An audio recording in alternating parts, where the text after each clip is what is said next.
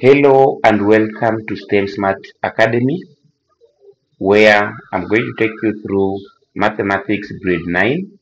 The first topic, numbers, and our strand of focus in this lesson will be on integers. Make sure you also subscribe to our channel so that to keep getting our live lessons.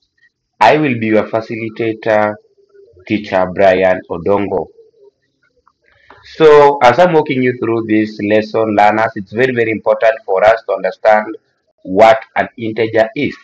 And when you talk about an integer, you are simply referring to a number that can be a whole number, which is positive, negative, or a zero. So, first of all, let's start our lesson by getting to know what an integer is. So, in basic terms, we can say an integer, an integer is a whole number. An integer is a whole number. An integer is a whole number that is either negative,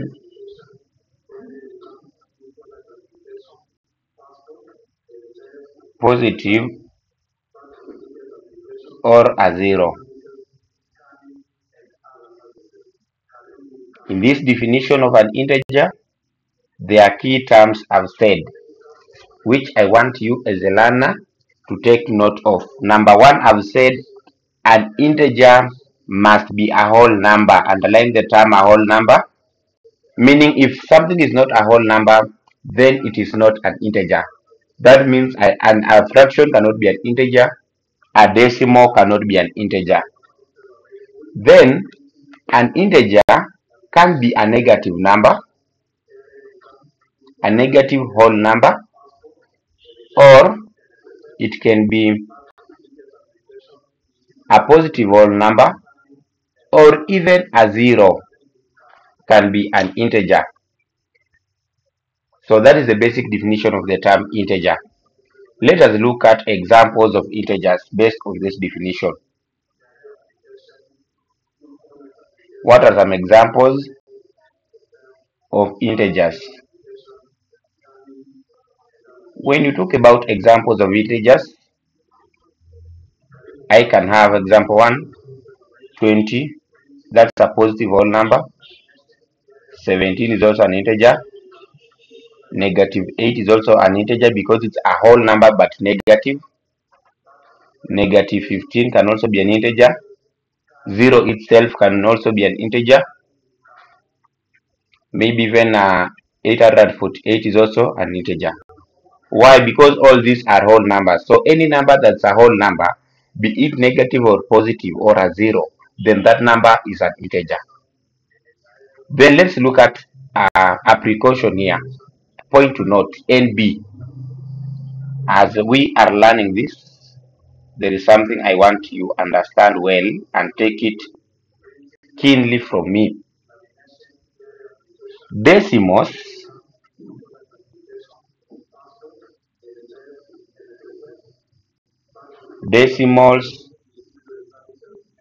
and fractions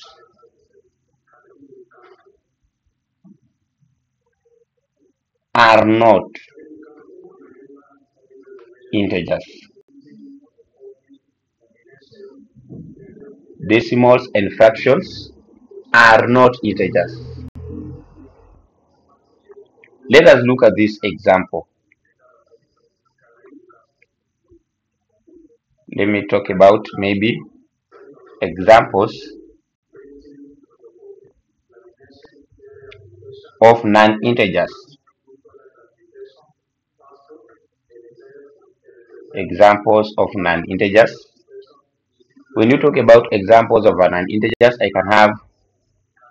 when you talk about examples of non-integers, I can have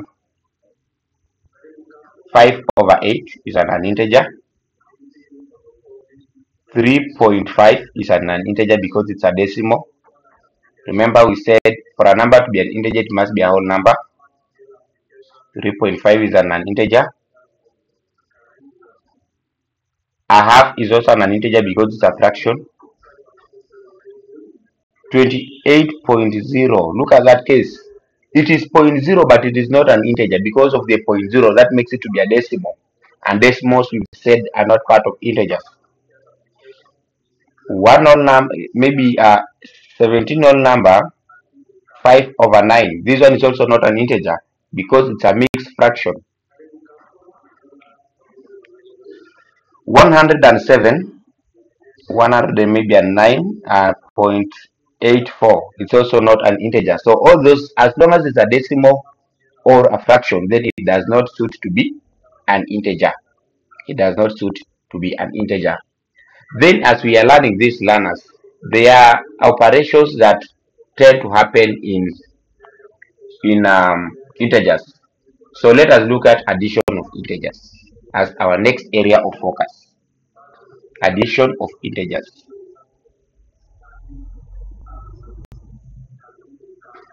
Addition of integers. Let's look at addition of integers. Example 1 that I want to look at. Example 1. You might be given a very simple example to work on. You might be given a very simple example to work on. For example, positive 6 plus positive 5. Then you are told to work on that. Maybe using a number line. I want to illustrate how we can work on this using a number line. Now, I can have here maybe plus 6 plus 7 positive 8 positive 9 positive 10 positive 11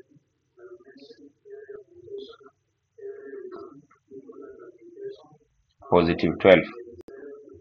Now, when you look at the question is positive 6 plus positive 5. What will be your answer? When you are adding, and it happens you are adding a positive number to a number, you are going to move to the right, beginning from the first number. What am I trying to mean? Positive 6 plus positive 5. That means I am adding a positive number.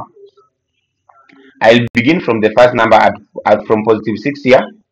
I'm going to move how many steps? 5 steps. But because it is positive, remember, when you go to the right, you are heading towards the most positive side. And when you go to the left, you'll be heading towards the most negative side. So because I'm adding a positive number, I'll be moving 5 steps to the right. So step number 1, step number 2, step number 3, step number 4, finally step number 5. The point where I've reached is my answer. So you can see from my number line, my answer is evaluating to positive 11. Positive 11. I repeat, maybe let me write the process here. Starting from positive 6, move 5 steps, move 5 steps to the right, move 5 steps to the right. That's what you need to know. Allow I also give another example. Maybe example 2. Example 2, you can be given negative 18 plus positive 3. When you look at that, negative 18 plus positive 3, I want learners to understand this. Let me maybe illustrate my solution in a number line. let me have a number line. I can have this as negative 18, sorry, negative 18, negative 17, negative 16, negative 15, negative 14, negative 13, and so on, maybe negative 12. Assume this is my number line. Again, I repeat, moving to the right, I'll be moving towards the positive numbers. Moving to the left, I'll be moving towards the most negative side. So starting from negative 18, I'm going to move 3 steps, but because it is positive 3, and for positive you need to move to the right, for negatives you need to move to the left. So because it is positive 3, then starting from negative 18, I'm going to move 3 steps again to the right. So negative 18 is here. Step number 1 puts me to 17. Step number 2 is here. Step number 3 is here. That means that positive 18, sorry, negative 18 plus positive 3, this is giving me a negative 15. A negative 15. And my explanation here will still be starting at negative 18. Starting at negative 18, comma, move 3 steps to the right.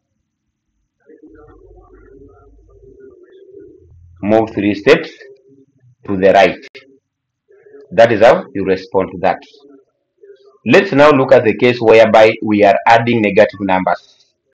For example, let's look at example 3, whereby I might be having a number, say, negative 7 plus negative 3. Negative 7 plus negative 3. Again, I'm going to have my number line structured this way. I'm going to have my number line structured that way. With my number line, so maybe this can be negative 12, negative 11, negative 10, negative 9, negative 8, negative 7, negative 6, maybe negative 5. This is my number line, learners. I want to be very keen. When you look at my number line, it is starting from negative 7. So I look at where to start. It is here, negative 7. Plus 3, but the 3 is negative. I told you, moving to the right, you'll be going towards the most positive side. Moving to the left, you'll be heading towards the most negative side. Because now this is plus negative 3, because it is negative, it means I should be moving towards the left. I should be moving towards the left. So that takes me from positive 7, move 3 steps to the left. So step 1, step 2, step 3. You can see it has landed me to negative 10. So this means that negative 7 plus negative 3 is equivalent to negative 10. Is equivalent to negative 10. And my explanation here, I'll start by saying maybe starting at negative 7, comma, I will say move 3 steps, move 3 steps to the left, and that gives you the answer. Let us look at also another case scenario. You can even be having this. Let's look at the last example. 20 plus negative 4. 20 plus negative 4. And you are told to solve that using a number line. I will draw my number line. Here is my number line. With my number line, I can maybe start with this at maybe 13, 14, 15, 16, 17, 18, 19, 20, maybe 21. Now when I start like that, then I have to know that starting from positive 20 here, I'm going to move 4 steps, but because it is negative 4, I'll be moving towards now the left. Because heading towards the left, you are moving to the left, to the negative side, to the right, it will be to the positive side. So step number 1, step 2, step 3, step 4. It has landed me at positive 16. That means that positive 20 plus negative 4 is positive 16. So my explanation here will be starting at 20, comma, move 4 steps to the left. That is how you do what is called the addition. That's how you do the addition of integers. Let's quickly have a review also on what is called the subtraction. Let us look at what is called subtraction of integers. Let's have a look at what is called subtraction of integers. We are looking at what is called subtraction of integers. There's a slight difference between the two, and I'll be using a very simple example to start with. Let's take for instance, I've been given this question 1, positive 12 minus positive 4. Positive 12 minus positive 4. How are we going to tackle that? I'm going to have my number line like this. So maybe I can start with this as maybe 6, 7, 8, 9, 10, 11, 12, maybe 13. This is my number line. So my number line says starting from positive 12, I need to subtract 4. So because I'm subtracting a positive 4, that tells me because I'm subtracting a positive 4, what am I going to do? There are two approaches here. There are two approaches we can use in this question. In fact, maybe I want to count the number of steps. Let me just increase this one.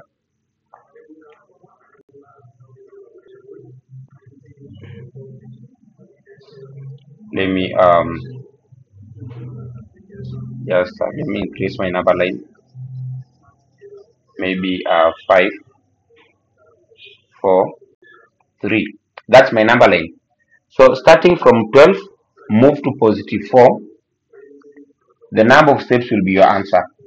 This is positive 12. 1, 2, 3, 4, 5, 6, 7, 8. So my answer is 8. My answer is 8.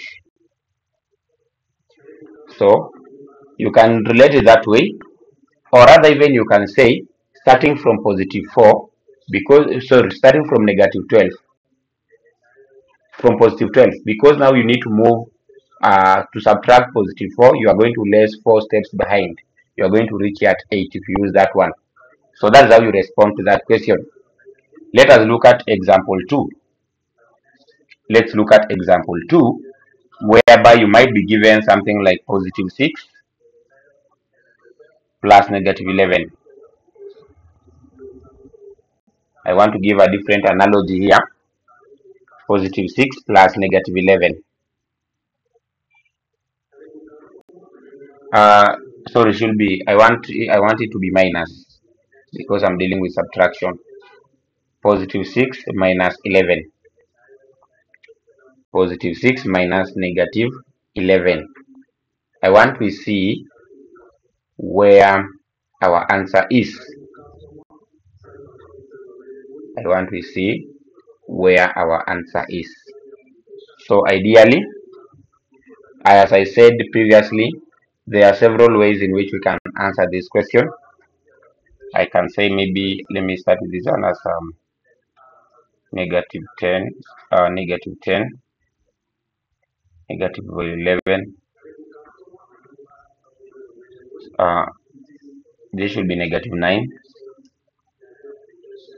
negative 8, negative 7, negative 6, negative 5, negative 4, negative 3, negative 2, negative 1. Let me just increase my space. This will be now 0, 1, 2, 3, 4, 5, maybe 6. That is my number line. And I want to give a simple explanation here to make learners now understand. I can start my discussion. So this was negative 11 here. I can start my discussion by saying, starting from negative 11, I can give explanation here by saying, starting from negative 11, comma, move to positive 6, move to positive 6. The number of steps is the answer. The number of steps is the answer. So let's do that counting. Starting from positive 11, I'm going to from negative 11 to positive 6. So this will be 1, 2, 3, 4, 5, 6, 7, 8, 9, 10, 11, 12, 13, 14, 15, 16, then 17. So you see the number of steps is 17, and because I've moved them to the right, so it should be positive 17. That is how simply you do such questions. That's how you do such questions. I want now we look at what is called multiplication of integers. Multiplication of integers. Multiplication of integers. Now, when we are getting into multiplication of integers, there are things that we ought to know. And I want to list them here, for they'll be giving us guidelines. Multiplication of integers. So thing number one is that negative times negative should give you a positive. The negative times positive, this one should give you a negative. Likewise, positive times a negative, this should also give you a negative. Then finally, what we need to know is that a positive times positive, this gives you a positive. That gives you a positive. Now, once we are there, let's look at now examples to understand that concept better. Let us look at examples. Example 1. example number 1 in our multiplication, I am given maybe, for example, I've been given negative 6 times positive 7. How do you get your answer? This a negative times a positive. From my summary here, negative times a positive should give me a negative. So 6 times 7 is 42. But because negative and positive, so this should be negative 42 based on the summary I've given here. Let us look at example 2. Example 2, you've been given negative 8 times positive 8. Again, negative times positive should be a negative automatically. Then 8 times 8 is 64. That is how you get your answer. Let's look at example 3. Positive 10 times positive 9. So here they are multiplying positive times a positive.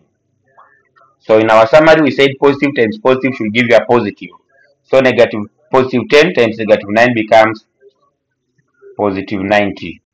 Positive 90. Let's look at this example, maybe whereby you've been given example number 4, negative 15 times negative 8. In this case, they are multiplying a negative times a negative. From our summary, negative times a negative should become a positive. So this is going to become also positive 90. Positive 90. Then the last example maybe on that I want to look at, when you are given for example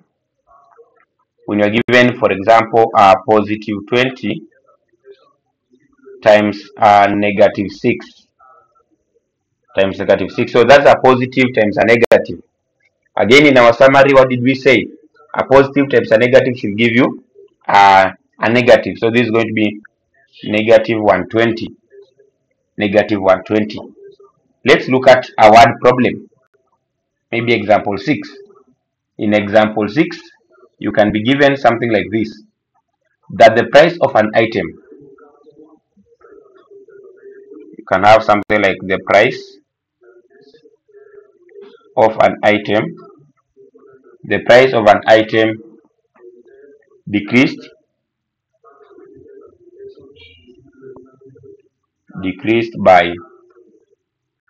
by 2 shillings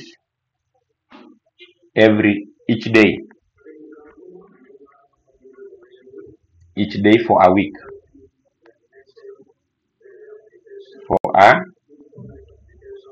For a week. Then you are asked, determine by what value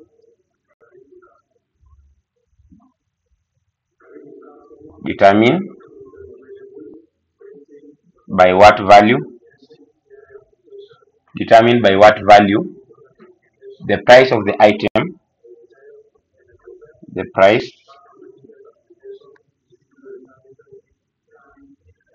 the item, determine by what value the price of the item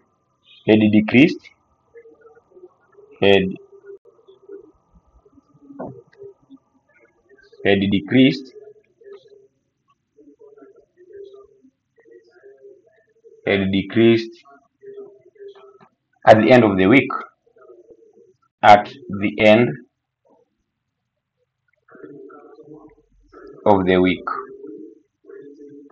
Looking at that question, we are being told that the price of an item decreased by 2 shillings each day for a week. So if it decreases by 2 shillings for a week, by what value